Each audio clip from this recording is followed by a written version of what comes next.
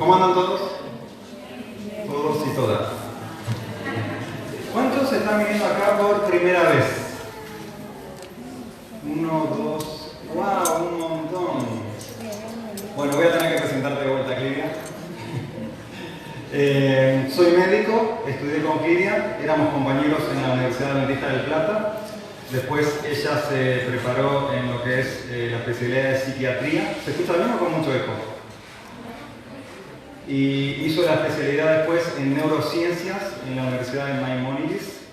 Y bueno, es disertante en diferentes partes del país y también fuera del país, como Estados Unidos, Cancún, África. Estuvo viajando igual por viajes médicos misioneros. Y se formó con un médico alemán, ¿no? Que si Dios quiere en mayo va a venir acá a la Argentina a preparar otro grupo de médicos. Va a estar por Plaza Italia como 10 días. Así que bueno, básicamente eso. No sé si tienen alguna consulta, alguna pregunta. Si no, le dejamos el tiempo aquí.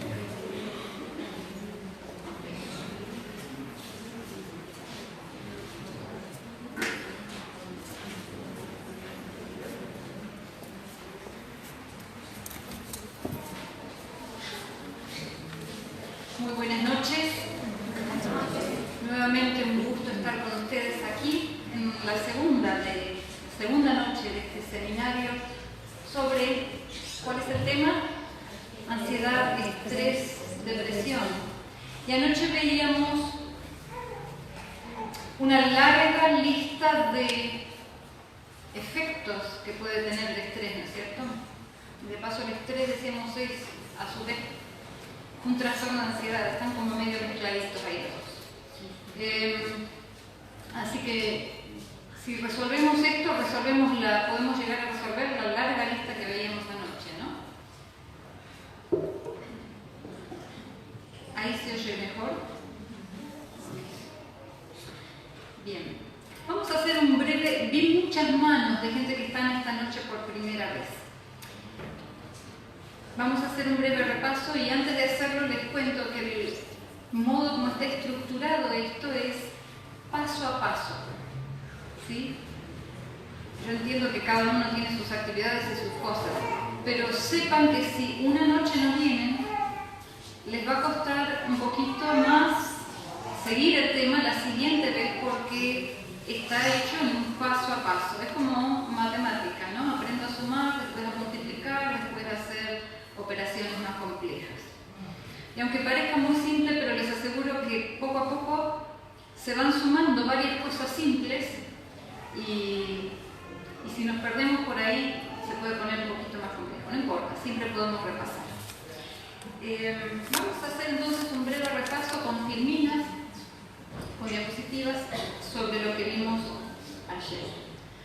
Decíamos que es muy difícil hay muchas definiciones técnicas de lo que es estrés, ansiedad, depresión, pero hicimos una breve definición made in casa para que no sea sencillo darnos cuenta de qué estamos hablando. Decíamos que cualquier intento de forzar el tiempo, el espacio o las personas es algo imposible, es un acto irracional, es como querer atravesar la pared. Pero sin embargo veíamos que el estrés, su significado de su corriente, es un intento irracional de controlar ¿qué cosa? El tiempo. Lo racional sería controlarme a mí mismo dentro del tiempo, ¿verdad? Veíamos que ansiedad es un intento irracional de controlar el espacio. Los trastornos de ansiedad, las crisis de pánico, sienten que el espacio los ahoga, los asfixia.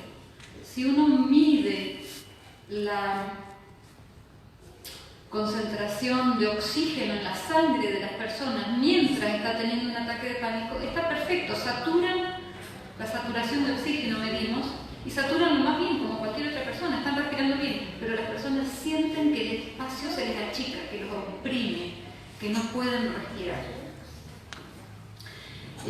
La depresión, entonces, y los conflictos vienen como resultado de un intento irracional de controlar ¿qué cosa? Las personas, ¿no? Decíamos cuán fácil es caer en esto. Ayer lo analizábamos mucho. Las personas que nos rodean. Y estos intentos son innecesarios y opuestos a nuestras verdaderas necesidades, conforman las antinecesidades, porque nadie necesita intentar atravesar una pared, ¿no? Porque nos lastimamos, no necesitamos lastimarnos. Veíamos que hay dos grandes obstáculos para resolver el tema del estrés. Decíamos que la ciencia, hay más de 400.000, hay más de 400 escuelas de psicoterapia, todas procuran abordar el tema.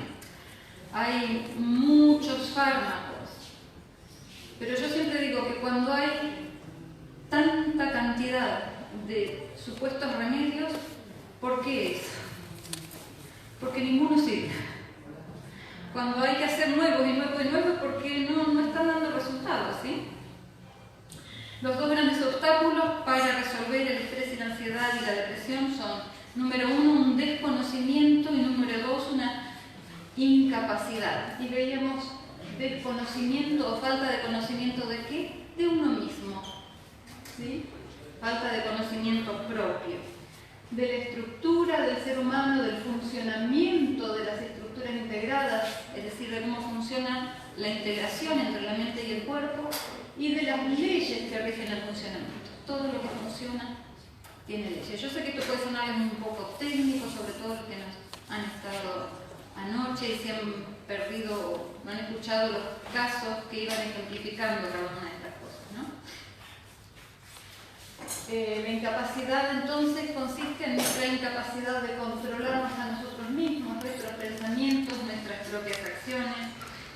En resumen, el estrés, la ansiedad y la depresión traducen en última instancia un desconocimiento acerca de cómo funciona el ser humano, con la consiguiente incapacidad de dirigir la propia vida. De ese modo, nos colocamos en situaciones que no se ajustan a nuestras necesidades. Les voy a contar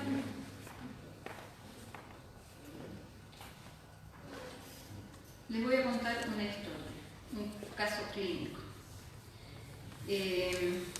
para ilustrar y iniciar el día de hoy.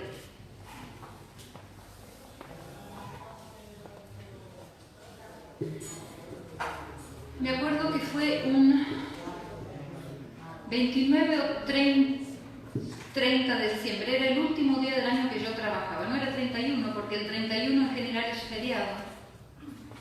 Así que no era el 31, pero tiene que haber sido el 29 o 30 de diciembre.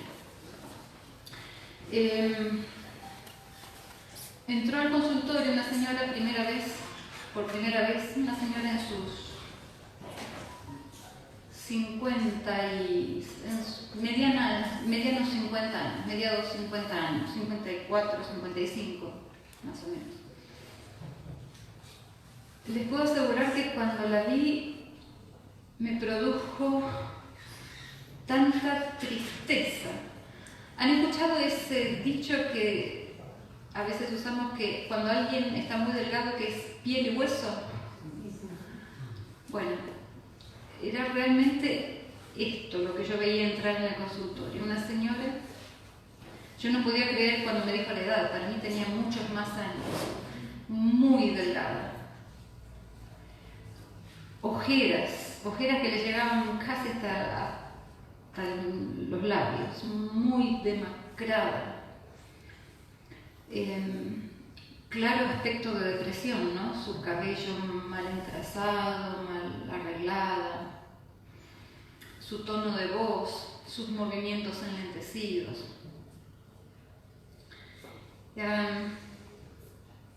Comenzamos con el interrogatorio que siempre hacemos y me cuenta que las situaciones que la quejan son el insomnio. Hace como 3 años que no está pudiendo dormir. Ha perdido peso, eso es claro, es evidente en cuanto la veo entrar. Se le está cayendo el cabello, diversas manifestaciones de ansiedad, hipotiroidismo, entre otras. Estas son las que recuerdo, pero tenía realmente varias otras condiciones de salud, pero estas me acuerdo seguro. ¿Puede el insomnio, el hipotiroidismo, la caída de cabello venir de la nada? Para todo efecto tiene que haber una causa. Ya lo vamos a ir viendo mañana y en los días sucesivos cuando veamos la ley de causa y efecto. Por supuesto, si consultaba con los dermatólogos le decían sí, el estrés, pero ¿y de dónde viene el estrés? ¿No? Cuando consultaba por la caída de cabello y demás. Comienzo a preguntarle cuáles habían sido las situaciones en su vida y me cuenta la historia. Hacía 3 años atrás, 3 años y medio, porque era para el Día de la Madre. Bueno, 3 años y un poquito, porque esto era en diciembre. El Día de la Madre es en octubre. Esta señora la vienen a visitar sus 2 hijos, 2 muchachos jóvenes, uno un poco más grande, ya casado y con 2 hijitos, el otro, si no recuerdo mal, todavía era soltero, pero los 2 ya vivían fuera de la casa, ya no vivían con ella, y en el Día de la Madre la vienen a visitar para festejar. Comienzan a preparar la mesa, no sé si era asadito, qué era lo que habían preparado, pero se dan cuenta que les falta la cerveza. Así que salen los 2 muchachos con la esposa del que estaba casado y los hijitos del matrimonio, y van al mercado de la esquina a comprar cerveza. En el mercado de la esquina no hay, lo mandan a otro.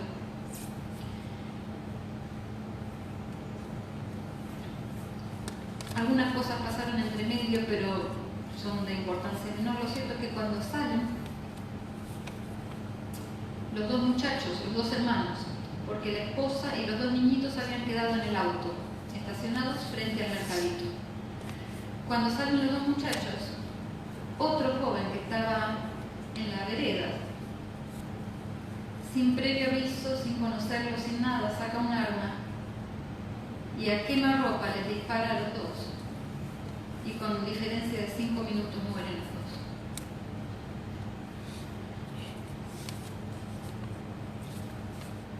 Le vamos a poner de nombre Marta a la madre, por ponerle un nombre. Cuando Marta me contaba esto, me dice, ¿y sabe qué, doctora?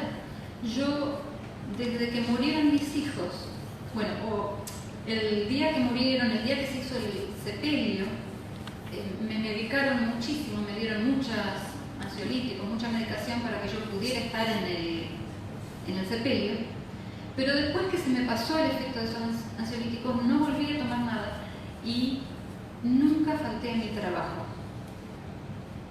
Eso me llamó la atención, ese comentario, y le pregunto, pero ¿y por qué? A ver, según las leyes de nuestras leyes laborales, ante el duelo, ante la pérdida de un ser querido, hay casi como 7 días de licencia laboral, ¿no? Entonces, Marta trabajaba en el hospital, y lo cuento con los detalles tal como son porque fue un caso público, y tengo el ok para hacerlo. Salió en los medios y todo. Ella trabajaba en el hospital, estaba como jefa de mucamas del hospital. Y le digo, ¿y por qué nunca faltó a su trabajo? Porque yo sé que los presos, tarde o temprano, llegan al hospital. Porque o se lastiman entre ellos, o se autoagreden para que los lleven al hospital, para salir un poco, para ver otras caras, para salir de la celda y demás.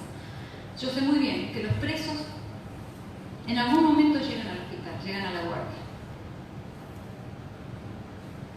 Y yo quiero ser la primera en encontrarlo, al asesino de mi hijo. ¿Qué creen? Quería encontrarlo para saludarle, darle la mano, ¿no? Y quiero vengar la sangre de mi hijo. Mi hijo no merecía morir así. Mis hijos no merecían morir así.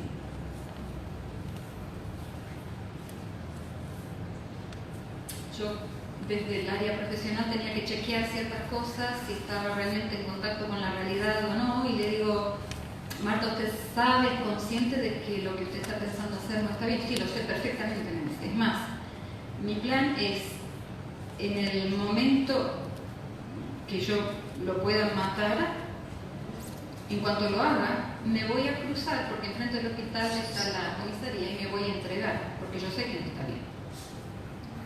Ok, está conectado con la realidad.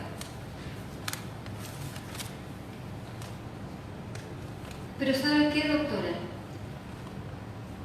A la noche me pongo a pensar y imagino el día cuando esto suceda, cuando fulanito de tal venga a la guardia y yo lo haga. Pero a veces pienso que esta persona, y usó un adjetivo muy poco elegante, ¿no? Esta persona no merece que yo me ensucie las manos por él. Si yo hago esto, voy a quedar yo sucia, y él es un desgraciado que no merece que yo me ensucie las manos por él. Pero otras veces pienso, doctora, me contaba la historia, ¿no? Yo le estoy contando, que si yo no vengo la sangre de mis hijos, mis nietas, no me acuerdo qué eran, mis nietos que vieron, presenciaron el evento desde el auto, el día de mañana van a querer hacerlo ellos. Entonces, en vez de que ellos lo hagan y que ellos tengan que ir presos, más vale lo hago yo, voy presa yo para que ellos puedan quedar en libertad. Pero otras veces pienso, imagínense todos estos pensamientos continuamente en su cabeza, ¿no?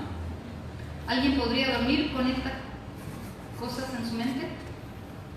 Claro, ¿cómo no iba a tener insomnio, no? Pero otras veces pienso, yo voy a matarlo, pero yo voy a matar a uno, y él mató a 2 de mis hijos, y 2 contra 1 nunca será justicia. ¿Qué les parece? ¿Tenía razón la señora? 2 contra 1 nunca es justicia, ¿verdad? Claro, ella tenía un problema en sus conceptos. Ella estaba confundiendo justicia con venganza. ¿Sí?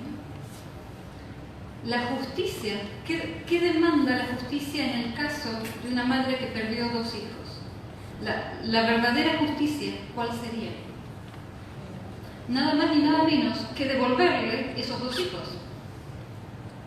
La justicia no puede ser menos que restituir lo que se perdió. Por supuesto, eso es imposible.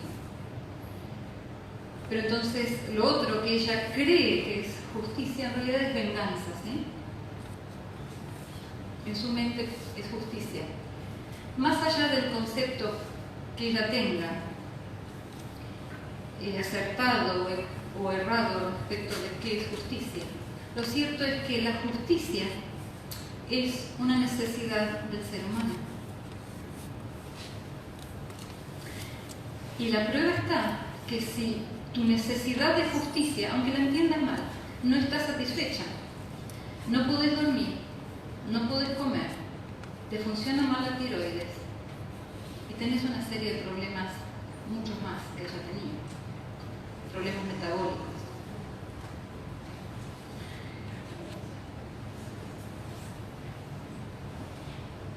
Ahora yo les pregunto,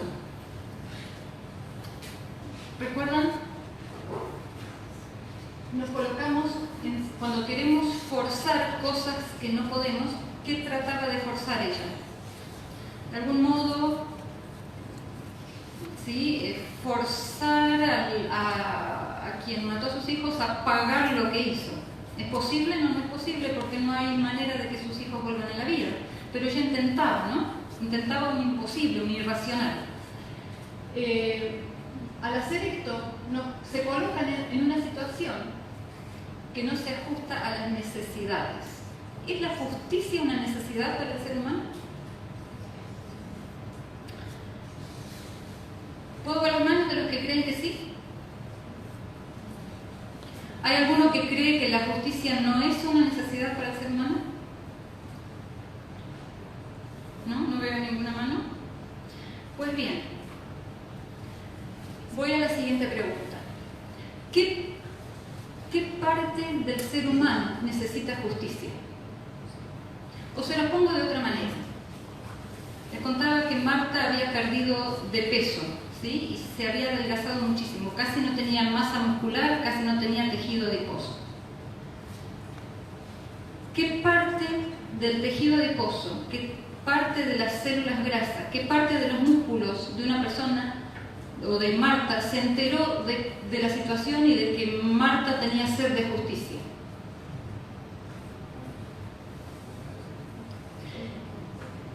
Marta tenía insomnio. Cuando hay insomnio, hay una, no quiero entrar en detalles técnicos, pero por si alguien aquí más o menos conoce algo, hay una desestructuración de lo que llamamos la arquitectura del sueño. ¿A qué se llama esto? En las neuronas de nuestro cerebro hay determinados tipos de ondas. Están las ondas alfa, beta, delta, gamma, zeta, etc. Y esas ondas tienen determinada longitud, tienen toda una arquitectura especial. Cuando hay insomnio, se desestructura toda esa arquitectura del sueño, las ondas, aparece la fase REM, se alarga la no REM, hay una modificación allí. ¿Qué parte de las ondas de las neuronas de Marta se enteraron de su necesidad de justicia? ¿Cómo hicieron?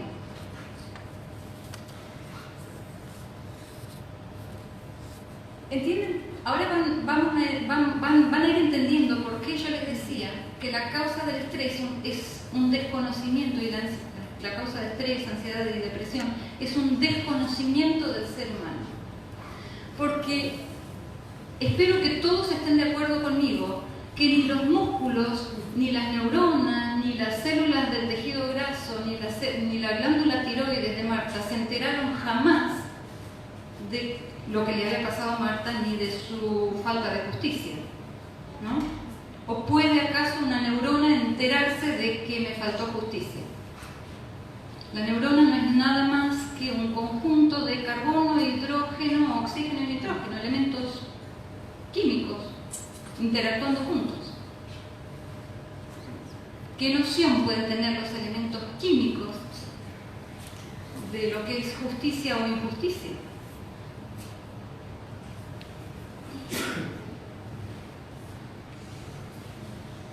Esto nos lleva a entender la macroestructura del ser humano. ¿Se acuerdan que ayer les decía? Muchas veces nos enfocamos en el árbol y no vemos el bosque.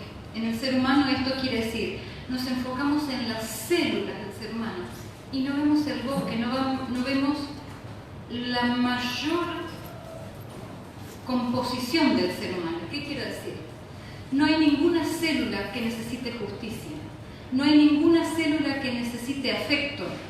No hay ningún órgano en el sistema, en el cuerpo del ser humano, que necesite libertad.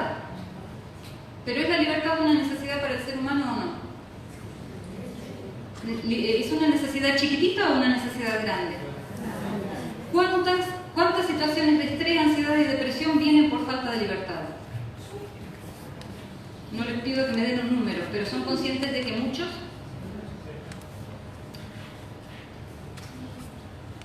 El ser humano no está compuesto solamente por cuerpo, solamente por células. La macroestructura del ser humano involucra dos elementos.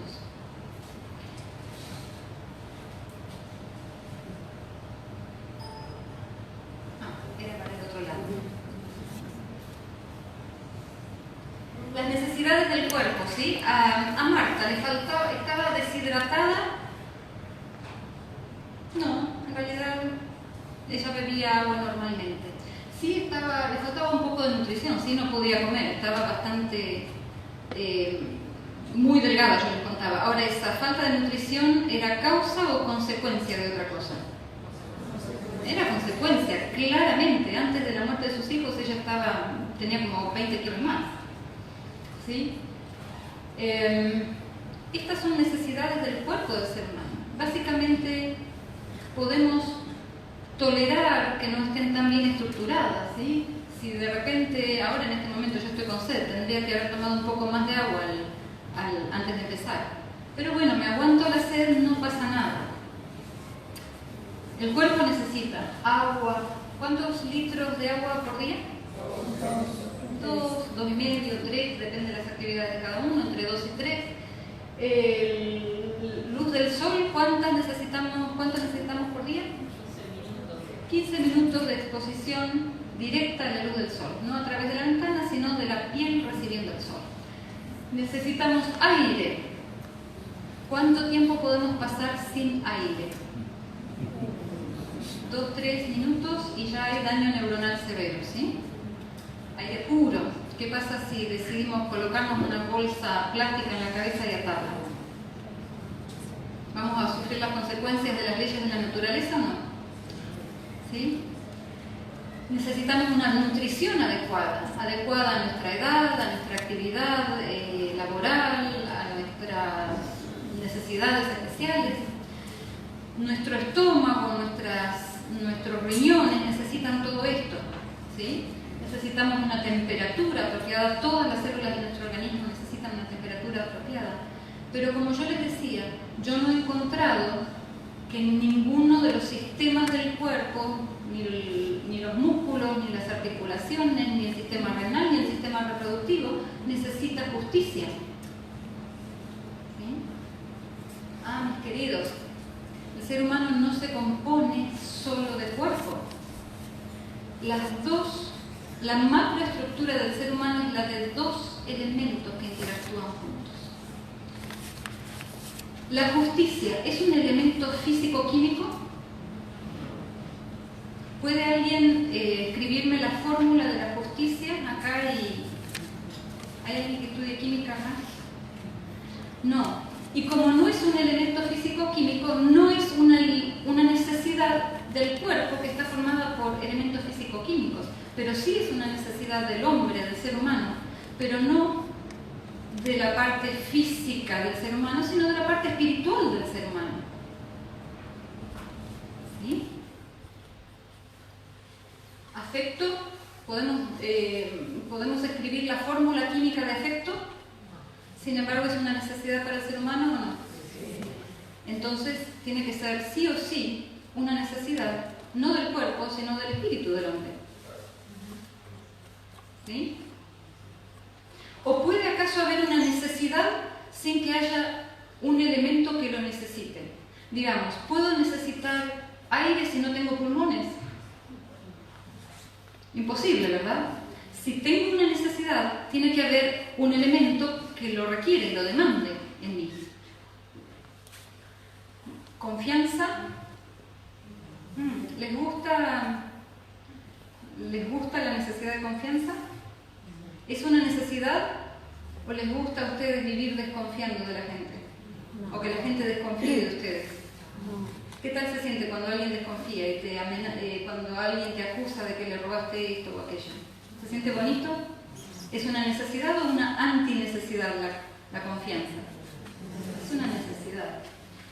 Por supuesto, es una necesidad del espíritu, es una necesidad espiritual del hombre. Y ya vamos a ver por qué puse como título mal llamadas emocionales. La esperanza, la seguridad, la libertad, la justicia. Ahí entró la justicia, ¿sí? ¿Se acuerdan de mi paciente? ¿Quieren que les cuente una historia? ¿Que le cuente una historia con cada una de estas necesidades? Fidelidad. Si supieran la cantidad de pacientes que me trae esto al consultorio. Lealtad. Conocimiento. No hay fórmula química para el conocimiento, ¿no? Sin embargo, es una necesidad. Si no fuera una necesidad para el ser humano, no se venderían diarios ni noticias de televisión, ¿no? No habría rating para eso. Reconocimiento, paz, armonía, dignidad, comprensión, respeto, aceptación y un gran etcétera. Porque la lista podría seguir, pero se me acabó la diapositiva. Y les puedo asegurar que les puedo contar, no una, muchas historias, ilustrando personas enfermas por cada una de estas necesidades. necesidades. Personas estresadas, ansiosas, depresivas, o los tres juntos, por esto. Espero que el tiempo nos dé y más adelante les voy a... vamos a explicar mejor por qué mal llamadas emocionales, porque la mayoría de la gente conoce esto como necesidades emocionales del ser humano. Se los voy a decir brevemente y después vamos a tratar de verlo en un esquema si podemos llegar. Las emociones o sentimientos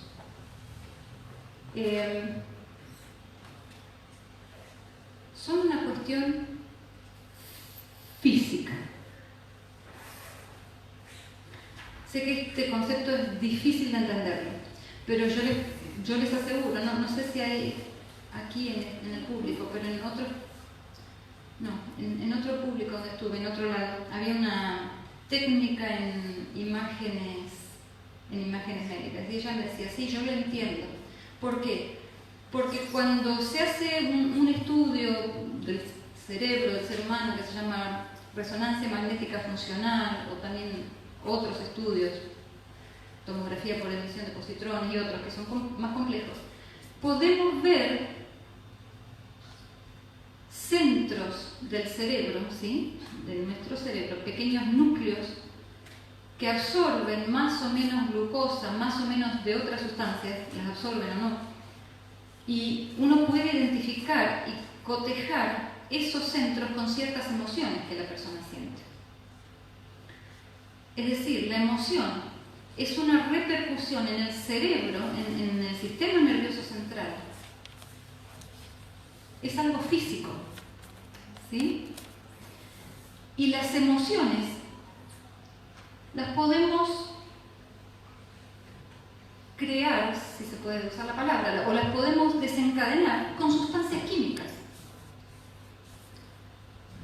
¿Alguno de ustedes conoce a alguien que no sintió una bonita emoción cuando fumó un cigarrillo de marihuana?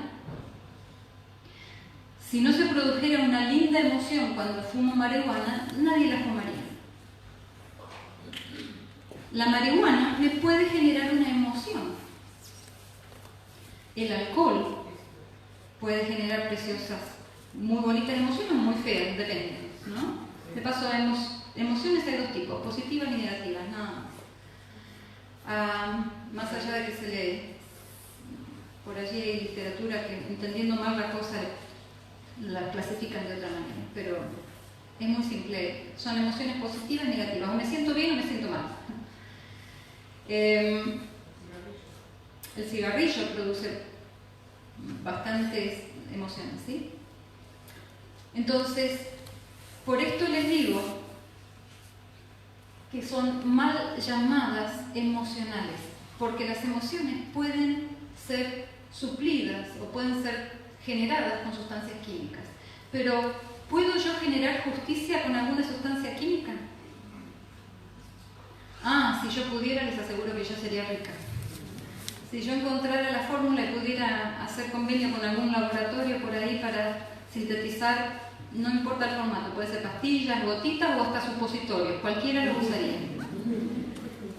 Porque la necesidad es tremenda. ¿Saben? Van a ir viendo a lo largo de la semana que a mí me gusta simplificar. No me gustan las cosas complicadas. Recuerdo un docente que teníamos en la carrera, en la especialidad de psiquiatría, era el director de la carrera. Y a veces venían a darnos clases a los psiquiatras, los psicólogos, o los que estábamos haciendo la especialidad. Y daban clases magistrales. O sea, hay que admitir que se preparaban muy bien. Pero el director de la carrera les decía, muchacho, hacese las sencillas, son solo médicos. ¿Sí? Los médicos nos gusta y necesitamos las cosas simples, fáciles. No la podemos complicar demasiado. Y a mí sobre todo me gusta simplificar. Y les voy a decir que esta larga lista es muy fácil de ser simplificada. Es muy simple, porque en realidad esta lista que yo les puse, etcétera, es como, ¿se imaginan un diamante? Tiene muchas caras un diamante, ¿no? Pero sigue siendo un diamante. Uno le puede ver, lo puede mirar desde este lado, desde este otro, desde el otro, esta cara o la otra, pero es un diamante. ¿Saben cuál es el gran diamante? Este. Es una palabra de 4 letras. El amor. Y fíjense, vayan uno por uno. Cuando hay amor, ¿va a haber afecto? Por supuesto, porque si tengo el diamante, tengo la faceta, tengo la cara, ¿no? Cuando hay amor, voy a tener confianza, voy a tener esperanza, seguridad, justicia. ¿El amor miente? ¿Dice mentiras? No, siempre dice la verdad. ¿El amor da libertad? Siempre. Si no da libertad, no es amor. ¿Sí? La gran necesidad del espíritu del ser humano es el amor. En cualquiera de sus manifestaciones. Yo tengo mi propia definición, saben que me gusta hacer definiciones propias, de lo que son las personalidades, las distintas personalidades. No sé si hay alguien aquí que estudie psicología. No la veo, hoy tuve contacto con una chica estudiante de psicología, o no, ya psicóloga, perdón. Pero si no, cualquiera habrá leído, sabe lo que son las personalidades, ¿no? Yo, en mi definición, las distintas personalidades del ser humano es el modo como estas necesidades se distribuyen en cada uno. Algunos tienen más necesidad de reconocimiento, otros menos. Algunos tienen más necesidad de libertad, otros menos. Pero todos necesitamos. En mayor o menor medida es una necesidad para todos, pero se distribuye de manera diferente en cada uno. Y esto genera distintas personalidades. Podría contarles ejemplos, pero no nos va a dar el tiempo. ¡Wow! Vamos avanzados. Estamos avanzados en el tiempo. ¿Qué creen? ¿Es fácil de aceptar este concepto para la ciencia? ¿El concepto de necesidades espirituales en una persona? ¿Facundo no está por acá? Estudiamos en alguno de los libros de anatomía el espíritu del hombre, del ser humano. ¿Alguien ha leído en los libros de fisiología o de anatomía los requerimientos y las necesidades y la estructura del espíritu del ser humano? ¿No? La mirada científica cree que el ser humano se compone solo de cuerpo y que del cuerpo surge el pensamiento. Porque permítanme, quizás haciendo un paréntesis, el espíritu del hombre, que ya vamos a hablar un poquito más de eso, o la mente del hombre, insisto, mal llamada emoción. Su función principal es pensar. ¿Sí? La mente o espíritu del hombre tiene la función de pensar. ¿Y quién piensa? No piensan las neuronas, porque las neuronas son carbono, hidrógeno, oxígeno y nitrógeno, y no hay manera que los elementos químicos puedan pensar. Sin embargo, en el concepto quizás reduccionista de ciertas miradas científicas seculares, se cree que el pensamiento surge de las neuronas, donde las neuronas se juntan y se conectan acá en nuestro cerebro, debajo, ¿sí?, en nuestra cabeza, donde está todo el sistema nervioso central. Una neurona entra en contacto con otra, las dendritas, no las neuronas, sino las colitas de las neuronas, los pelitos, allí se juntan, allí se forma un espacio, no se tocan, quedan bien cerquitas, se forma un espacio sináptico, allí van y vienen ciertos neurotransmisores, adrenalina, noradrenalina, dopamina, serotonina y muchas supracinas. Entonces, de allí surge el pensamiento, o las habilidades cognitivas, o la noción de justicia o injusticia, según la mirada según lo que yo aprendí en la facultad. Como yo les decía, buena parte de lo que voy a compartir no lo aprendí en la facultad. Pero vamos a ver si esto... Espero que se puedan dar cuenta por un simple razonamiento que no puede ser así. ¿Sí? La razón nos dice que una planta, bueno, estas son artificiales, pero una planta no puede pensar, no puede saber qué es justicia o injusticia. O alguna vez vieron que una planta se enoje porque uno regó la de al lado y ella no la regó. No, eso me demuestra que las plantas no tienen noción de injusticia, ¿verdad? Así, mi siguiente diapositiva es pruebas de que en el ser humano existe un elemento que se llama espíritu o mente.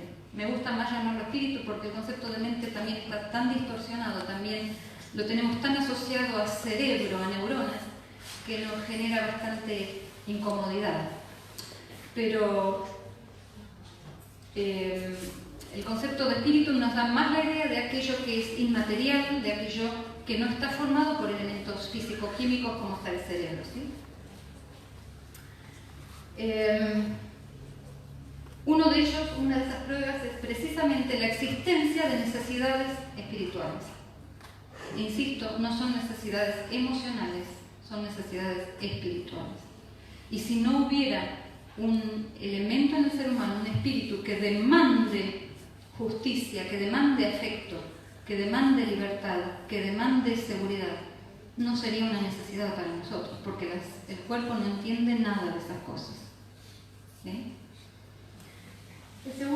La segunda prueba de que no somos solamente cuerpo, sino que somos cuerpo más espíritu interactuando juntos, es que hay una jerarquía entre las necesidades del cuerpo, que decíamos, agua, alimento, aire, sol, descanso, ejercicio. Esas son las necesidades del cuerpo, ¿sí? Mis neuronas necesitan que yo coma, que yo tome agua, que yo duerma, pero mis neuronas no se enteran de mi necesidad de afecto o de justicia.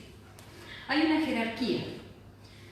Cuando una persona, cualquiera, se encuentra ante una situación donde tiene que elegir si suplir sus necesidades espirituales o suplir sus necesidades físicas, ¿cuál creen que va a elegir? Les voy a poner un ejemplo. Cuando un estudiante tiene que elegir entre acostarse a dormir temprano para estar bien despierto al día siguiente para aprovechar las clases, o quedarse despierto estudiando toda la noche para poder aprobar el examen, muchos estudiantes, ¿qué van a elegir? La salud física, las necesidades del cuerpo, de descansar bien, de comer bien, o van a sacrificar el cuerpo con tal de obtener conocimiento o reconocimiento. ¿Sí? Prima siempre, el ser humano va a escoger resolver primero su necesidad espiritual. Y el cuerpo es solamente una herramienta, un medio por el cual va a obtener eso. Si no fuera así, no habría mártires en la historia de la humanidad. ¿Qué tanto necesita un mártir o un torturado que se lo torture? ¿Es una necesidad física ser torturado? Y si fuera prioritaria la necesidad física, ¿por qué no contarían el secreto? Porque hay una necesidad espiritual de pertenencia, de ser parte de un grupo, de mantener el secreto, de ser, ¿sí?, considerado dentro de no develar al compañero. Y esa necesidad es más grande, tanto más grande, que estoy dispuesto a morir o a ser torturado con tal de suplir la otra.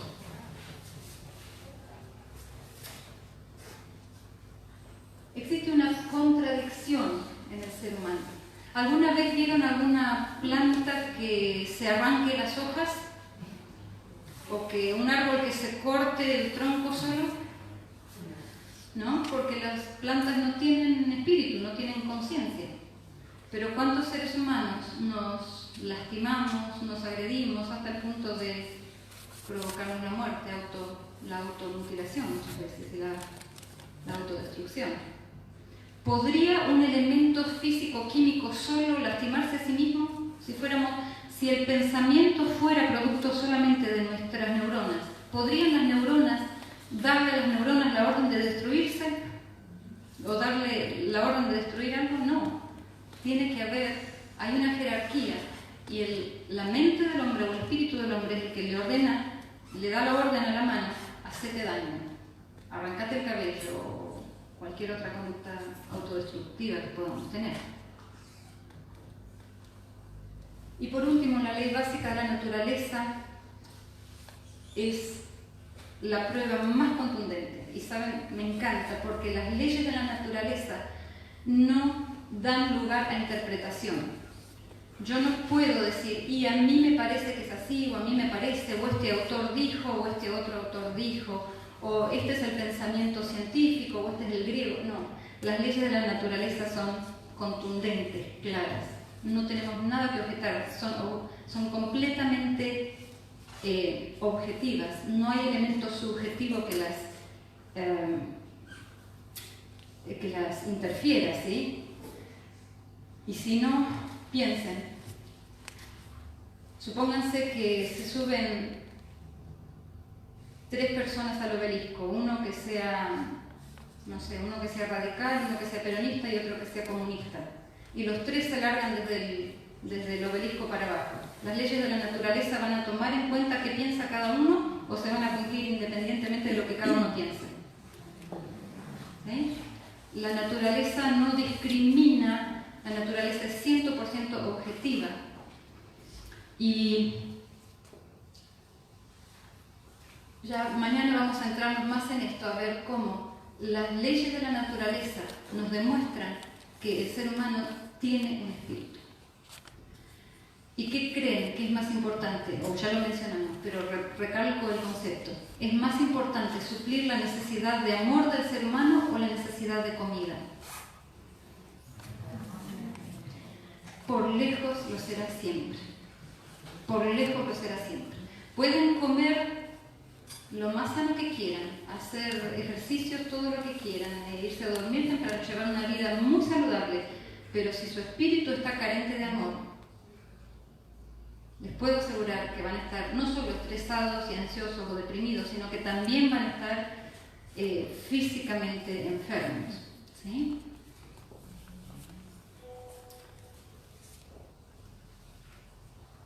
Así entonces, repasando los conceptos que veníamos diciendo, en el pensamiento científico, todo lo que es la conciencia, el pensamiento, las habilidades cognitivas, surgen de las sinapsis neuronales, allí donde se conecta una neurona con otra.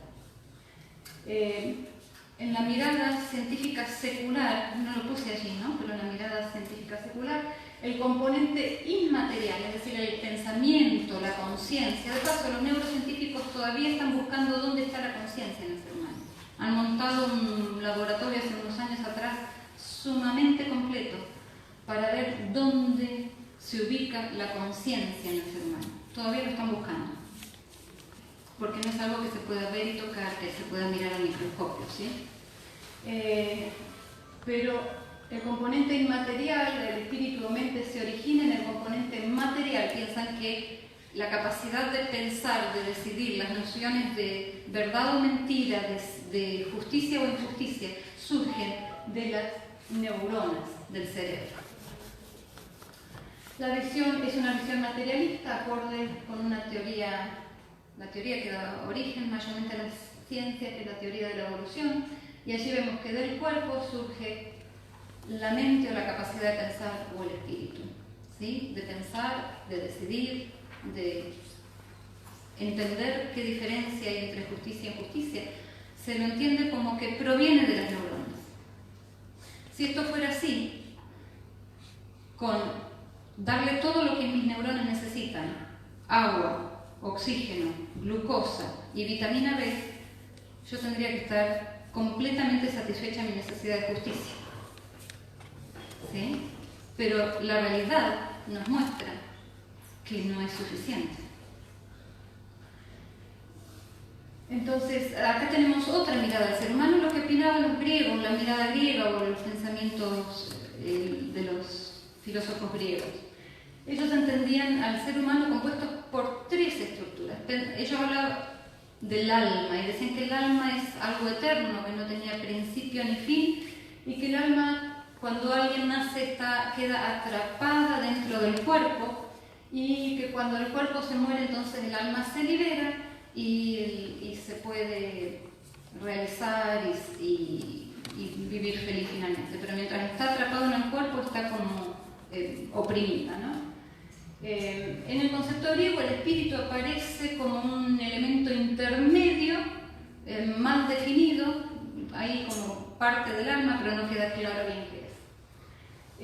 Este concepto está presente en casi todas las religiones, pero no en la Biblia. Allí vemos el cuerpo entonces más el alma, y ahí en el medio como mal definido el concepto de espíritu en la mirada griega.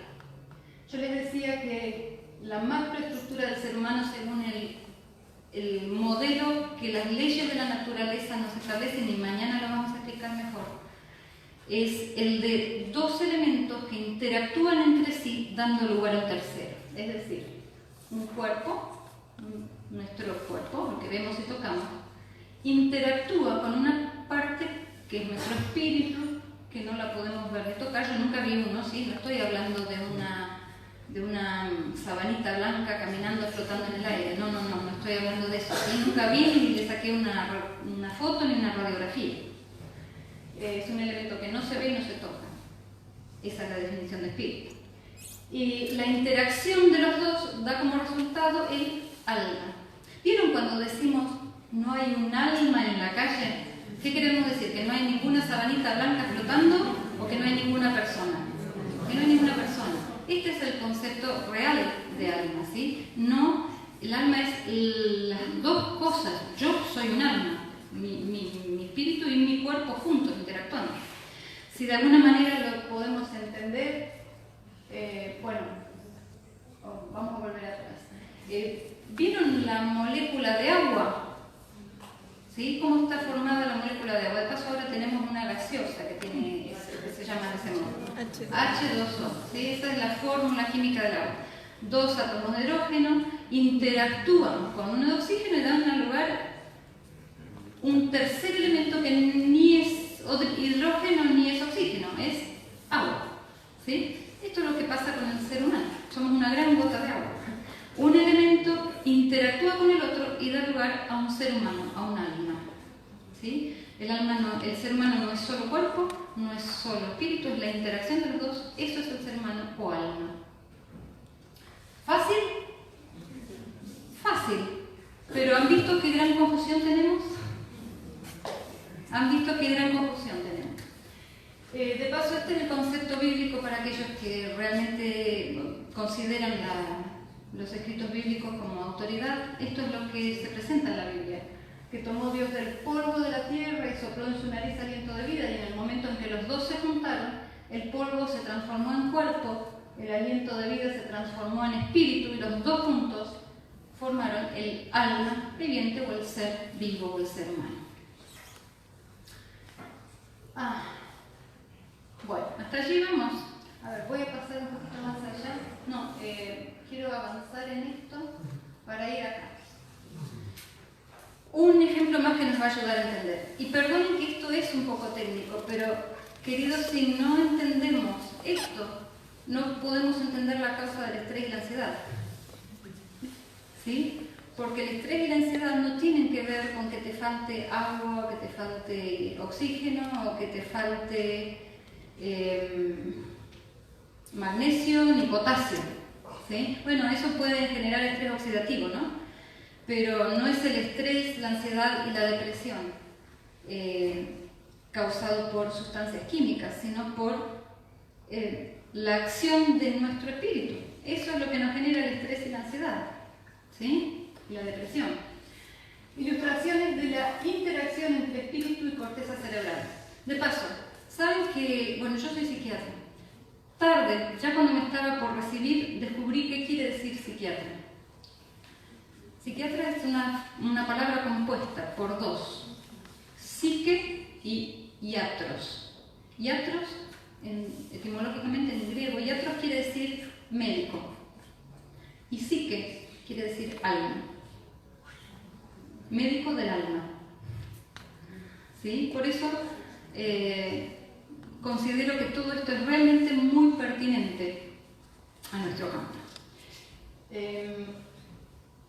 ¿Vieron un piano? Bueno, acá tenemos un teclado, no es un piano, pero imaginen un piano de cola. ¿Han visto un piano de cola?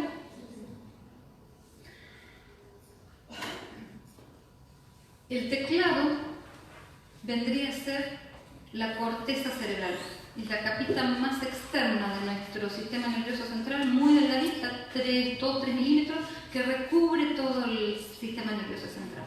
Allí todos los nervios que después se distribuyen en todo el organismo se juntan, ahí están todos juntitos.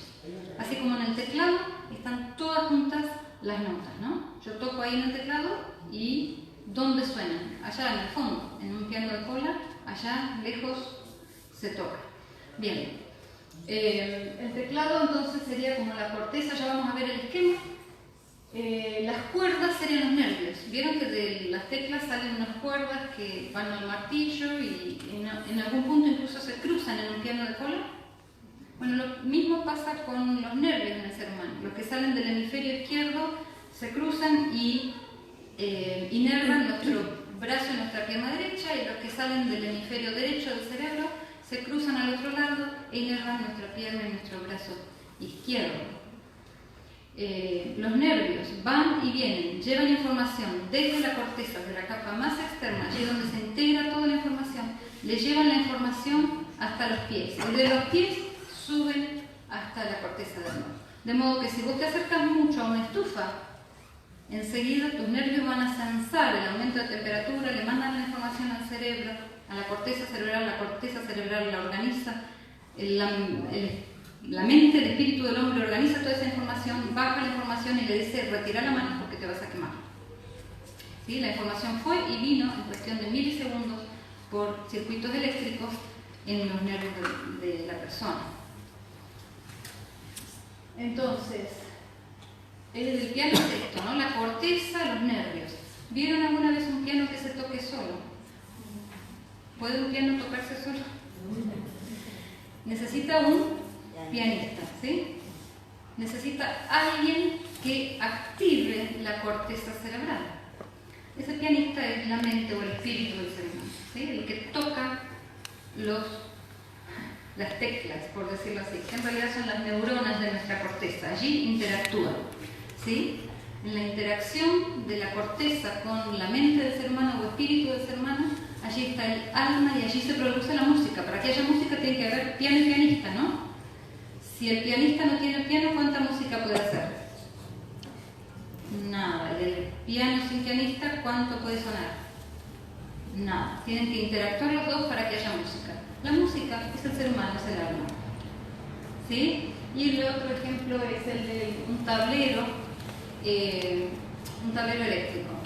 ¿Sí? Allí en los edificios suele haber, no sé dónde está aquí, un panel donde están integrados todos los cables del edificio. ¿Necesitamos ir hasta la otra punta del edificio para prender aquella luz? No, solamente vamos al tablero y levantamos una o dos teclas o perillitas y ya prendemos la luz o la apagamos en todo el edificio. Lo mismo pasa con nosotros. Uno solamente algo toca o sube o baja alguna información a nuestra neurona y todo el organismo responde automáticamente. ¿Sí? Para que haya luz tiene que haber el tablero y alguien que la suba y la baje, ¿no? Lo mismo pasa con nosotros. Tiene que haber una mente, un espíritu en el ser humano que la active. Muy bien, hasta allí vamos. Así entonces el ser humano necesita no solo energía química. La energía química, ¿de dónde la obtenemos? El estómago, donde nos entran los alimentos. Comemos, o también podría poner los pulmones, donde nos entra el aire, y todo eso se va digiriendo, se va procesando y obtenemos energía química. Pero cada célula de nuestro organismo, cada célula es como una fábrica. Y una fábrica necesita dos tipos de cosas para funcionar. Necesita materia prima y necesita energía para poner a funcionar esa materia prima, ¿sí? Supongamos que la fábrica es de tela, bueno, necesito los hilos, las sedas con las que voy a hacer la tela, y necesito poder enchufar las máquinas que lo van a tejer, ¿no? Cada célula nuestra es una gran fábrica y necesita materia prima que la obtenemos a partir de los elementos físico-químicos que entran a nuestro estómago, a nuestros pulmones, pero también tenemos una necesidad de energía eléctrica. Y la energía eléctrica que el ser humano usa, que de paso es la que medimos cuando hacemos un electroencefalograma, ¿sí? Cuando una persona ha tenido un accidente y se tiene que determinar si es donante de órganos o no, no medimos la energía química, no medimos la glucemia ni nada de esto, medimos energía eléctrica, hacemos un electroencefalograma para ver si una persona está viva, porque esto es lo que nos determina la vida de una persona, la energía eléctrica. Y la energía eléctrica proviene, ya van a ver, por ley de la naturaleza tiene que provenir de afuera, no puede nunca provenir de adentro del ser humano. Proviene de cómo mi espíritu o mi mente procesa la información que recibo, ¿sí?